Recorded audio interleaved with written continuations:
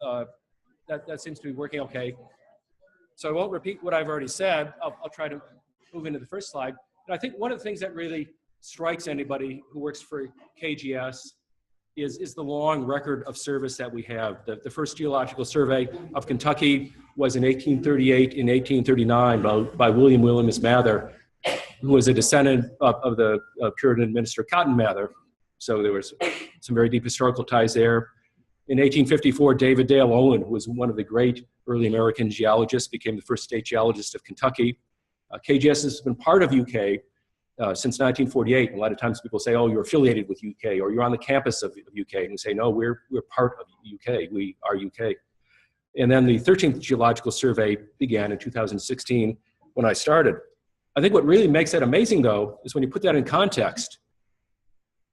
And it was only in 1815 that William Smith made what's generally recognized as the first major geologic map of England.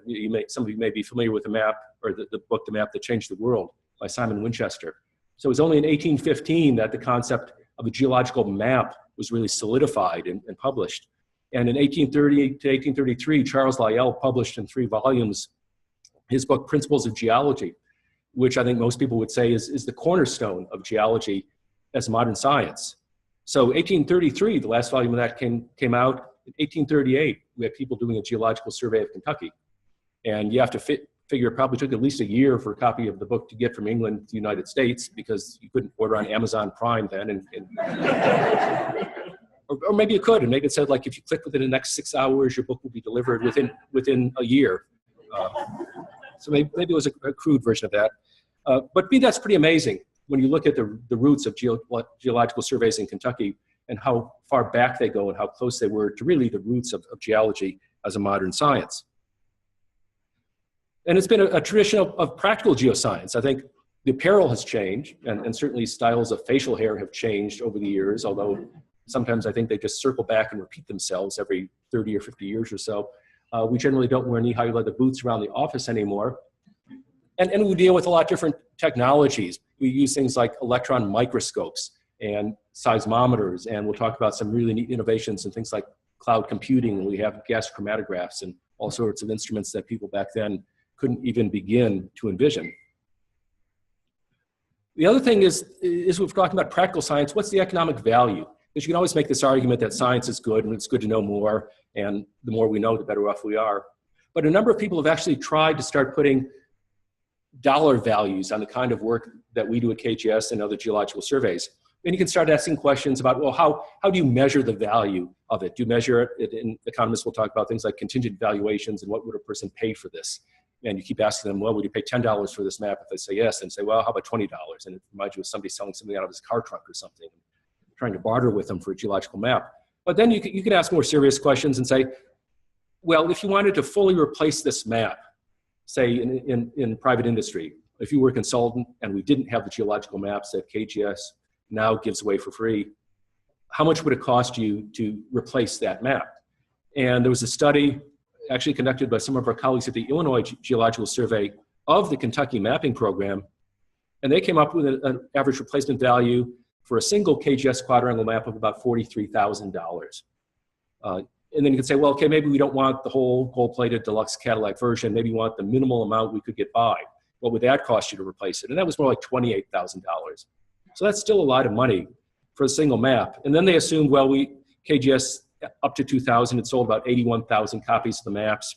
And you have to think, well, maybe somebody bought 2 or 3 copies and maybe they spilled coffee on one or their dog ate it. So there's some duplication there. But they made it as a simple multiplication and said, with those 2 costs, if we sold 81,000 copies of the maps, the value that would be associated with that information would be somewhere around $2 to $3.5 billion. And that gave a cost-benefit ratio or benefit-to-cost ratio of 25-to-1 to 39-to-1. And you think, well, okay, maybe they made some blunder in there. Maybe they made a really bad mistake and it's off by a factor of 10. But still, you reduce those by a factor of 10, and you're still talking about cost-benefit ratios of 2.5-to-1 to almost 4-to-1. So that's a good sign. And they did a similar study in Ohio. They came up with an average estimated annual economic value of its data to be $575 million to the state of Ohio. Again, using a lot of the same logic and asking, well, how much would it cost you to replace that data? How much would it cost you to get the minimal amount you would need to make the decision going forward? Sometimes these are decisions that were regulatory mandates. They had to have that information, say, to permit a facility.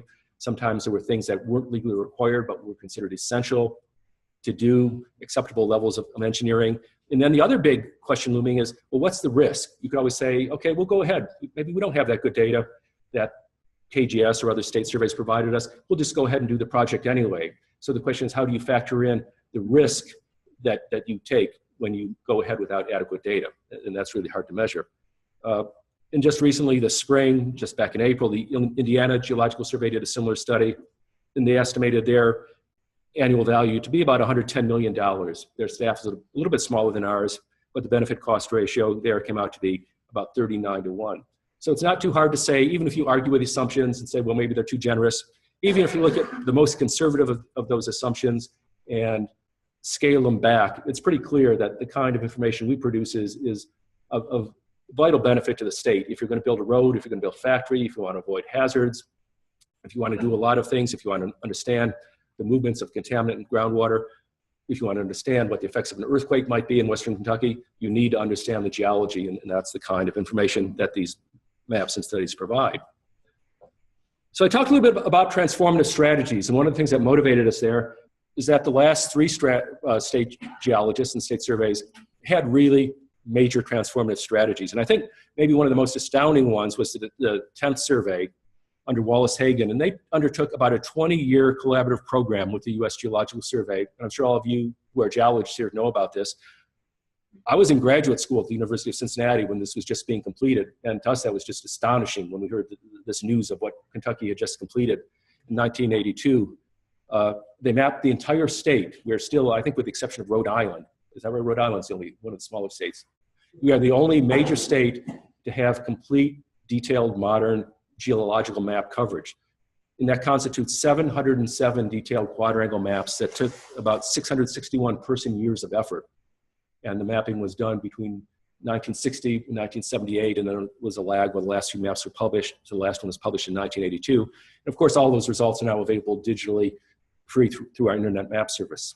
Donald Haney was a director during a time of really unprecedented growth in computer technology and the internet from 1978 to 1999. I think who ever heard or even imagined of the internet in 1978? In 1999, Amazon was already going, and you could go onto the World Wide Web, and maybe it was pretty crude compared to what we have now. But he saw the importance and the great potential of having this formerly paper data available digitally in databases on computers, and he also oversaw construction of our current mining and mineral resources building, as well as the core facility that we're sitting in today. And then that should be the 13th survey at the end. I'm sorry, I just realized that. The 13th survey under Jim Cobb, Jim made what I think is a really major important decision to make our data available for free. People don't have to come in and send personal checks or show up at our office with a Visa card or process payments online, or even give us their email address so we can follow up later. They just go on and they download our publications. So our policy is we make everything available for free. I remember a few months ago, I got an email from somebody in Australia who was wondering about one of our publications from 1964 or 65, and mentioned that it wasn't available on the website. So when we get those kinds of inquiries, we scan them and add them and provide them to anybody who asks for free, which I think is astounding, that there's an incredible amount of information and it's free to anybody who wants it, who has a computer and an internet connection. So we came up with a strategy for the 13th survey based on this historical precedent, based on an understanding of the value of what we do, and a really firm belief in the value that we need to do more of it and look at new ways of doing it to actually increase its value to the state of Kentucky. As I mentioned, we started off with group discussions in our sections. We had a section heads retreat. We took that information and I wrote a draft. We recirculated it among the section heads again, then presented it to the staff and got some comments and went through a couple more rounds of iterations and arrived at the plan that you're going to see today. So I talked about integrated geoscience on a transformative level. This is an integral transform, so don't worry, it's not that. It's a great integral transform, and anybody who geophysics will remember that. It's a Fourier transform, but you can relax because that's not what we're talking about. But I had to, because I don't think I've ever given a presentation that didn't have an equation in it.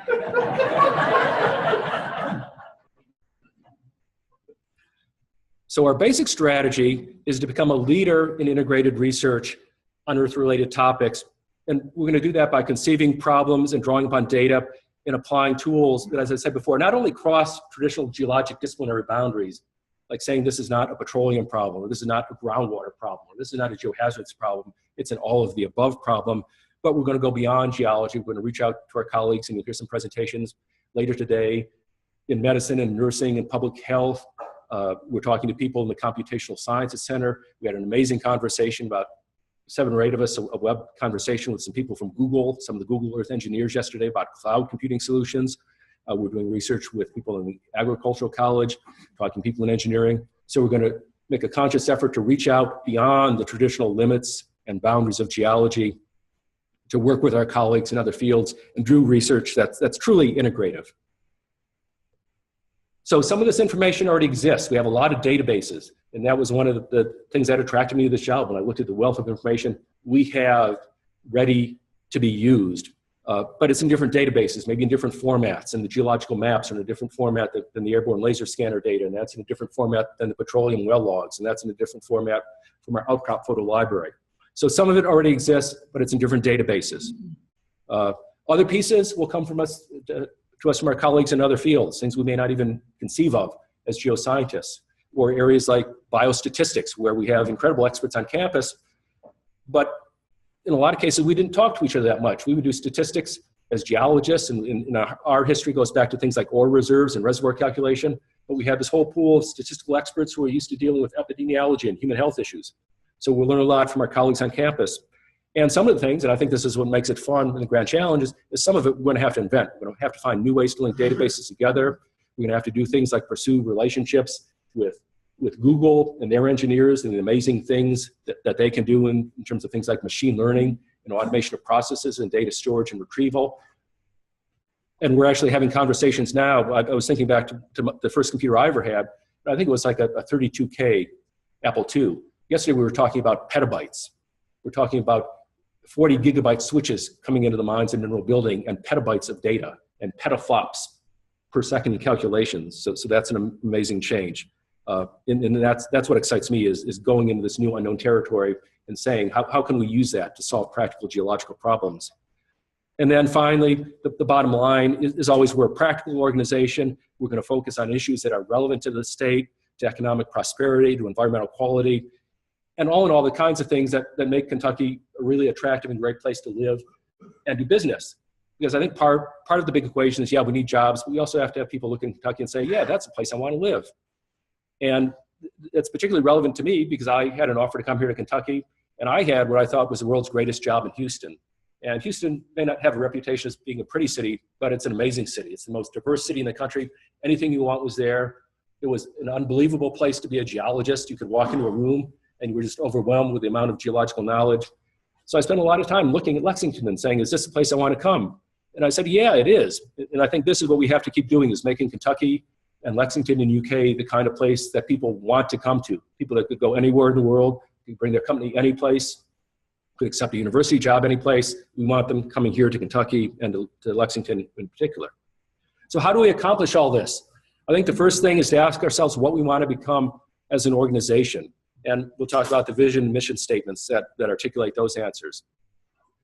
Second, and I think this is a really important part, ask about what intrinsically motivates us and gives meaning to work. Because there have been a lot of studies, and I'll have a slide, 1 or 2 slides on down, talking about motivation and why people do things and why core values are important. There have been a lot of studies showing that if you try to extrinsically motivate people with things like cash bonuses or new cars to do creative intellectual work, you actually get a decrease in productivity. What we need to do is motivate people intrinsically, provide them an environment and a culture and the resources, and get the right people who do the work because they love it. And yeah, it's a side benefit that they also get paid to do it.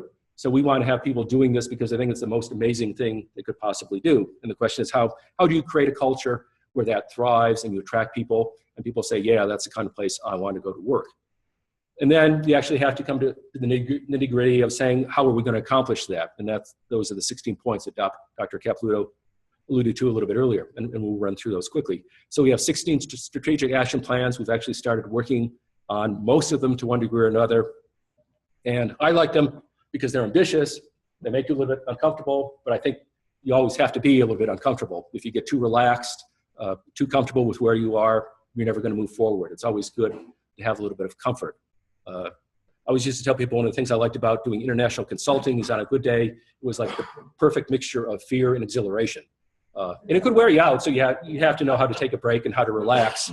But that really drives you, the excitement of working on projects around the world with people you've never met before from different cultures, different backgrounds, different expertise. But because we were in a very competitive business, and when I was there, the price of oil was going from $110 a barrel, and I think it got down to, $26 a barrel. So that's sort of where the fear part came in, that you were literally working to save your job in a lot of times. So we don't need to be that extreme, but we do need to challenge ourselves. We need to push ourselves. We have to ask, how can I do just a little bit better? How can we work just a little bit harder to get what we want? So our vision, and it's a simple one, is to be the primary source of geologic information about and for Kentucky. I wanted to keep that short because I often see a lot of vision statements, and you know they were written by a committee, because they would have said the primary source of geological information and hydrological information and earth science information about and for Kentucky and related areas and areas that may impinge upon Kentucky. And that's a sure sign it was made by committee, because someone would say, hey, we need to add this, and we need to add this in. And I wanted something you could remember, you could rattle off the top of your head, and it would leave something hanging. People might say, hey, what do you mean by that? And you can say, well, I'm glad you asked. Let me tell you about what we do at KGS. Our mission as a state-supported research center and public resource within UK is to support sustainable prosperity of the Commonwealth, the vitality of UK, its flagship university, and the welfare of its people. And we do that by conducting applied research and providing unbiased information about geologic resources and environmental issues and hazards in Kentucky. And I think that our great value is to be a provider of unbiased information. We don't regulate anybody. We don't have a horse in any particular race. We're there to provide information. A lot of the pressing questions of our time, things like fracking and coal, those are inherently not geological questions. They're social questions or economic questions, and we're here to provide the information in an unbiased form that can be used as a basis for a social discussion so people can make informed decisions. We're not here as geologists to say, yes, this is good or that's bad. We're here to tell you this is what it is, here are the possible options, maybe here are the possible hazards associated with it. Now you as a society decide how we're going to go about progressing. So with the core values, what are the things that are important to us? And again, I think those are really critical in terms of establishing the culture. One of the things that drew me here was the land grant mission of the University of Kentucky. And it may be something of a fetish, but I think the land grant idea is one of the amazing ideas in American history, that we would take grants of land, we would give them to the states, and we would say establish these centers of practical learning where you blended theoretical and academic knowledge with the practical arts and things like agriculture and mechanics. So you have the A&M universities all over the place. And I think that's an amazing idea. And I think that's an important value for us to build upon. The picture is actually Senator Justin Morrill, who wrote the Morrill Act to actually establish land grant universities. On a lot of campuses, there will actually be a Morrill Hall. I've always asked people if there has been ever a Morrill Hall on the UK campus. And I don't know, does anybody ever know? Yeah. I would bet at some time there was something named after Morrill someplace on the UK campus. The second core value is the practical value of science in the public interest. So I talked a little bit about the economic value, the ability to make sound social decisions, to maintain environmental quality, to create the kind of place where people want to live and work and where you have a thriving economy. I think science has great value. Environmental stewardship and sustainability, I think that's important to all of us. Excellence in research and public service. I think you have to have a passion for science and a passion for serving the public. I think there are a lot of people who do really well in a pure research role. I think there are a lot of people who do really well in a pure public service role. At KGS, what we have to do is find the people who are interested in both of those, who love to do science, who want to be excellent scientists, but also enjoy doing it because they serve the public. And that can be a difficult attribute to find. Unselfish collaboration and cooperation in research. We share our information, we talk to people, we don't keep secrets and try to get a leg up on our competitors in research. I think the spirit of intellectual curiosity in inquiry is really important. One of the things I was asked is why? Why is that? Why do we do that? How come that is? And that I think often leads to breakthroughs and new insights. Ethics, accountability, and safety, I think, are very important. Diversity and respect in human potential. As I said, one of the things I loved about Houston was such a diverse place. And I value diversity of people, diversity of ideas. I think sometimes the best thing you can do is offer a counter to an argument that somebody has suggested. So I want to see a diversity of people and ideas, and also support continuing professional and personal development. And then finally, you can only work hard for so long. You can't sprint through a marathon.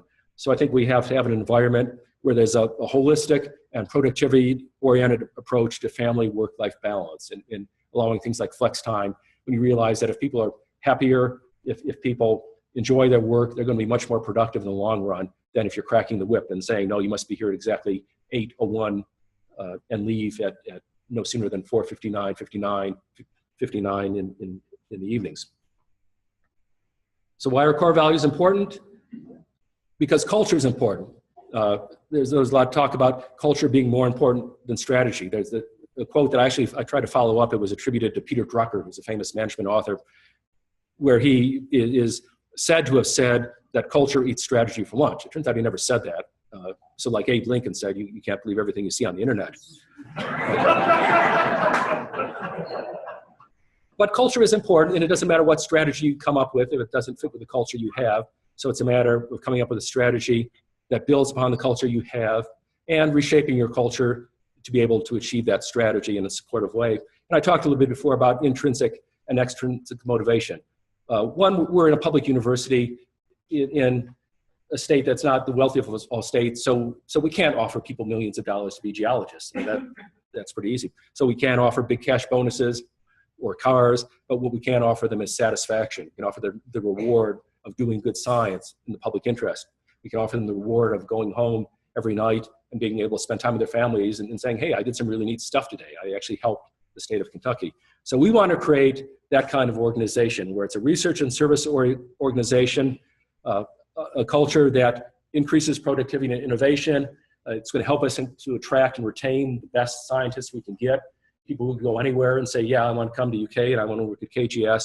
And in the end, that's going to benefit Kentucky and its people and its businesses. So we'll go through the strategic action items, and we have some copies of the complete plan. I think it's 8 pages long, so it's not too bad. Also, show the link at the end. You can download it from our website if you want to read everything in detail. So these are going to be quick summaries. Number one, we're going to adopt ambitious performance standards that emphasize integrated research. So when we evaluate people every year, we're going to look at not just what you did, but how you tried to integrate it with other fields, both across our boundaries and outside of geology. And we're going to start looking to have our senior scientists, our geologists 4s and 5s, be people who have national or international stature. So we're going to be publishing in peer-reviewed journals. We're going to be organizing conferences. We're not just going to be going to conferences. We're going to be the people organizing conferences and sharing the sessions and editing the volumes that become standard references in their fields and writing the peer-reviewed papers. Number two is we're going to increase the diversity of people and ideas by casting a wide net. When we have open positions, we're going to have national searches. We're going to find the best person, and that best person might be right down the street, say in the Sloan Building, or that person might be on the other side of the world. We're going to find that person, and we're going to get them to come to Kentucky, in part by selling UK and Lexington. And we're also going to do things like keep encouraging scholarly exchange activities. The photo is me and Dr. Wan Lamin, who is the head of the Lanzhou Institute of Seismology. So we've had a long-running collaboration with them. In fact, Lan Min will be coming to UK in the fall. We received a Confucius Institute grant to fund part of his travel costs to come and speak at the UK. So we're going to bring a diversity of people in, both as permanent employees and as speakers and visiting scholars. We're going to increase the percentage of KGS scientists with doctorates to 50% within 5 years, both by developing our internal talent. One of the great benefits of working at UK is the opportunity to enroll in graduate programs, basically get your graduate degree for the same thing that you're working on, and by taking that into account when we hire people from the outside. We're going to increase the rate of outside peer-reviewed publications. Currently, depending how you calculate it, who you count as a research scientist and what you count as a peer-reviewed paper, it's less than 1 paper a year. It's like 1/3 to 1/2 paper per scientist per year. So we're going to increase that to 1 within 5 years, so basically double or triple that. We're going to start recognizing initiatives to obtain external funding and leverage our annual appropriation. Right now, we get about 20% of our budget through external funds. We're going to recognize initiatives to increase that, even though we all know the funding environment is becoming a little bit more difficult as we progress. We're going to include specifically cultivation of professional contacts and team building and develop of productive relationships with our stakeholders, whether they be state agencies or federal agencies or private industry. We're going to start including those as merit criteria. Again, just not ask what you did, but ask specifically what you did to establish relationships with our stakeholders and make them productive relationships. We're going to start encouraging and expecting continuous feedback. We don't want to have annual evaluations be a once-a-year thing. We want to develop a culture where we get continuous feedback and treat performance evaluation as a daily dialogue, much more than a big annual event. We're going to start consciously devoting 10 to 20% of our scientific staff time to professional development. If you think about it, that isn't that much for somebody working in a research institution, so it's not that revolutionary. But we're going to emphasize that, yeah, it's good and it's okay to go to the library and read a paper, or take a few hours in the afternoon and download some papers over the internet and pursue maybe a line of research that you've always wondered about. You've always been curious about it. Or you went to a conference and you saw something really neat. We're not going to say, sorry, you can't do that. It's not billable. We're going to forbid that. We're going to say, yeah, we want you to do that. We want you to find short courses to take. We want you to go to lectures on campus. We want you to spend a few hours downloading papers and learning. We want you to follow tutorials about learning Python programming for GIS applications or anything like that. We're going to significantly strengthen KGS expertise in areas like digital terrain modeling and quantitative spatial analysis and machine learning and cloud computing and economics and public health. I mentioned before some really amazing conversations we've had with groups like Google about how we can bring their expertise and things like the team that created Google Earth, and imagine if we had that technology to apply to the betterment of Kentucky. So those are the kinds of things we're going to do. So we're going to do that by bringing in new people and searching out contacts within UK and also public-private partnerships and looking at working with companies like Google who are leaders in their field. We're going to become a recognized center of expertise in airborne LiDAR application integration. So those of you who have worked with LiDAR know how amazing it is. Those of you who don't, I'll just say it has literally revolutionized the way we can do geologic mapping over the past 10 to 20 years. 20 years ago, it was something really rare that people only in the national labs did. Next year, we'll have airborne laser scanner, LiDAR coverage of the entire state of Kentucky. We can get extremely detailed site-specific LiDAR coverage. We're going to become a recognized leader. We'll have coverage for the state of Kentucky. We already have complete geological coverage. We're in a perfect position to become the people in Kentucky when you think of LiDAR applications, whether you're with the Energy and Environment Cabinet or the Transportation Cabinet or a water agency, a county, a city, and you think we have a LiDAR problem, how do we solve that? You're going to think we're going to go to KGS and ask them. We're also going to become a recognized leader in 3D and 4D geologic data and map development and distribution. We're already working on those technologies. We have some contacts in places like the British Geological Survey that's really been a leader in this on a global scale. So we're going to start thinking what we produce isn't paper maps, or it's not a 2D paper map, and then a 2D cross-section that cuts across that. We're going to start thinking integrally and inherently in 3D and 4D and thinking about how do we produce a 3D map digitally. And I don't mean 3D printing, I mean how do you create this electronic mass of information that is truly a 3D representation of the Earth. And then when we throw in time, things changing over time, it's really a 4D representation. We're going to double the number of KGS internal seminars. So we've already done that with the idea that the more you can get people together talking, sharing ideas, talking about what they're working on, the more you're going to increase the opportunities for synergy and serendipity and those things that bring really good breakthroughs. We're going to evaluate and implement emerging technologies. We're working on things like 3D PDF documents. So imagine you could download a PDF of a report on your computer at home, and it isn't a static document. There might be a 3D block diagram, and you could just take your mouse with no other special software other than PDF and zoom in and out and rotate, or maybe take a fly through the terrain of Kentucky. So we're looking at 3D PDF. We're looking at things called story maps. There's one running in the other room, a new way of taking GIS information, which can be sort of unwieldy and intimidating, and putting it in a format that anybody can use online. And this is actually an image of a story map from our Berea Core project, where you can click on those dots, you can see information about those wells, you can click on some of the tabs, you can read about different topics like petroleum migration and the stratigraphy and production data and things like that. So we're looking at better ways to communicate, realizing that giving somebody a static paper document, it doesn't work anymore. Even giving them a static PDF document doesn't work anymore. We have to think, how do we give them dynamic 3D, 4D interactive information that they can use to base decisions? To follow up on the estimates, we're going to develop a defensible and transparent estimate of the economic value of KGS to Kentucky. We've had some preliminary discussions with the Center for Business and Economic Research at UK about how we might go about this, looked at what other states have done. We have the year 2000 study of the KGS mapping program, but we want to look beyond just specifically quadrangle maps and look at the entirety of the data and the services that we provide.